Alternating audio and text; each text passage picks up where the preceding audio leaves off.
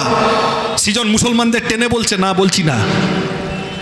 ওই একই সময় মুসলমানদের জন্য দল বানালো মুসলিম লীগ, পরে পাকিস্তান বানালো যারা, আরএসএস আর মুসলিম লীগ, যারা ধর্মের নাম করে দল বানিয়েছিল ব্রিটিশের বিরুদ্ধে লড়াইতে, তাদের কারুর একটা লোকও পাবেন না।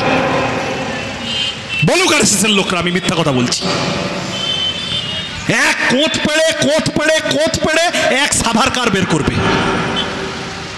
সে ব্রিটিশকে চিঠি লিখে বলেছিল, স্যার আমি আর করব না, আমায় ক্ষমা করে দিন।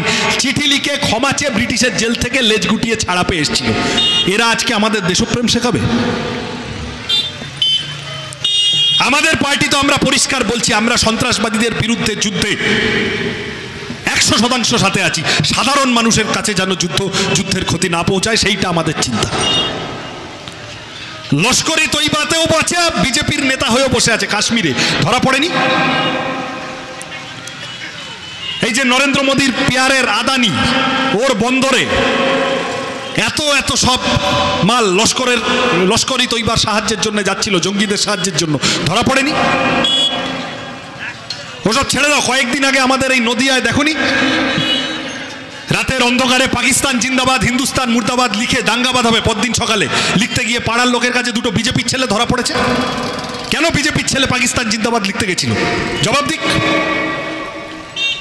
এই যে বিজেপির নেতা দুদিন ধরে দেখোনি, এই যে দুজন মহিলা, colonel Sofiya Qureshi, wing commander Vyomika Singh, সেনাবাহিনীর হয়ে যারা এসে আমাদের দেশের মানুষের কাছে দেশের সেনাবাহিনী যুদ্ধ কিভাবে কি করছে না করছে জানাচ্ছিলেন, সেই কর্নেল সোফিয়া কুরেশিকে সন্ত্রাসবাদীদের বোন বলে বিজেপি নেতা দুদিন আগে বলেনি? বিজেপির মন্ত্রী গুচ্ছ খুঁজে পাবে বিজেপির মধ্যে। পাকিস্তানের সাথে যোগাযোগ, আইএসআই এর সাথে যোগাযোগ, লস্করি তৈবার সাথে যোগাযোগ, জৈশ মোহাম্মদের সাথে যোগাযোগ। প্রজ্ঞা ঠাকুর, যাদের কাছে খবর নেই তাদের জন্য বলছি, বিজেপির এমপি ছিল, নাম নিজেকে বলতো সাধু সন্ন্যাসী, সাধ্বী প্রজ্ঞা। মুম্বাইতে, মহারাষ্ট্রের মালেগাঁওতে সন্ত্রাসবাদী বিস্ফোরণ করিয়েছিল। ভারত সরকারের তদন্তকারী সংস্থা সিবিআই, ইডির মতো, এনআইএ, ন্যাশনাল ইনভেস্টিগেটিং এজেন্সি, সন্ত্রাসবাদী কার্যকলাপের অপরাধে বিজেপির এমপি ছিল প্রজ্ঞা ঠাকুর। তার মৃত্যুদণ্ড চেয়ে আদালতে গেছে, কয়েকদিন আগে ফাঁসি চেয়ে গেছে।